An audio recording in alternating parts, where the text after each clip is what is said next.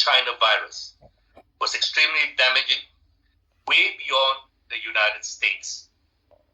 As many of you will know, it was out of determination to raise awareness of this unsettling trend that CRAG, under the leadership of Dr. Yeo, was originally established in April 2020. Well done, everybody.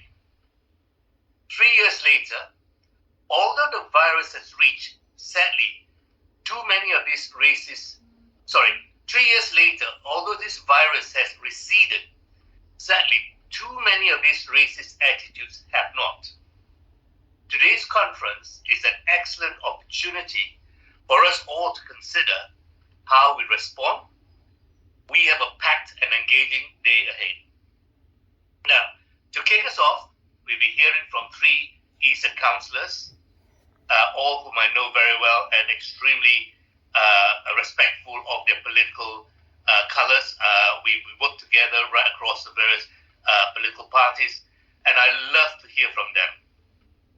I'm imagining that their shared experiences will remind us of the powerful words of my friend Jo Cox, who was murdered for her political role and whom we moan and still moan that we have more in common than that which divides us.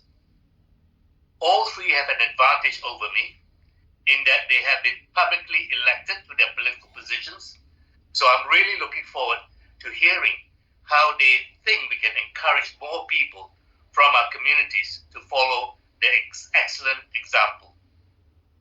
As someone who spent much of my life working in publishing and education, the second discussion of the day, a conversation around representation in literature, and especially in schools and for younger children, will be fascinating, and is indeed extremely timely.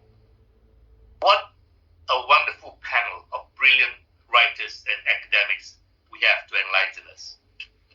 And in the third and fourth sessions, as Dr. Yeo mentioned earlier, it will be very practical. We will be hearing from specialists. Sorry, I'm just reading the chat. So, sorry, I'll just continue. And in the third and fourth sessions, we'll be hearing from specialists from the Voice ESA, Protection Approaches, and the Safe Community Security Trust, who will, I'm sure, be taking us through the unfortunate rise in hate crime against our community and considering how we can protect ourselves. So, before we get started, I would like to take a few minutes to consider how these 3 teams are interrelated and what this means for us practically, and what I think we should be working to achieve with and for the community in the United Kingdom. Now, as many of you will have experienced, when and how we choose to define ourselves is a dilemma we encounter at many different times in our lives.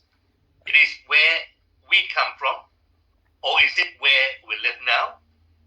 Now, I was faced recently with this question when I was invited to join the House of Lords. How could I reduce my identity to a single geographic location? Eventually, although it is a little cumbersome to acknowledge both where I live now and where I spent much of my life, I adopted the title Baron Leong of Chiltern in the county of Oxfordshire and of Camden Town in the London Borough of Camden. Now, joking aside, we have lived experiences of negotiating the tension between British and foreigner, which has always been a feature of a story of immigrant communities in their adopted countries. The tendency towards the binary, the oppositional to us and to them, is especially inherent in the British psyche, and it is embedded in our very institutions.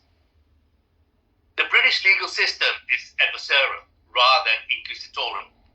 Our political system, the facing green benches of the House of Commons with the red lines separating the front benches, which are strictly 2 swords lengths apart, emphasizes oppositional and conflict in contrast to the semi-circular parliaments found in many countries.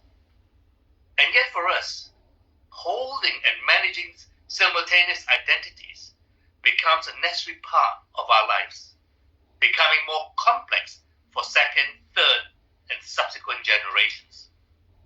Now, can the hard-won experience of immigrant communities like ours point a way forward? Can it enrich our political landscape? It absolutely can, and indeed, it absolutely must. But first, we need to be acknowledged, understood, and be heard.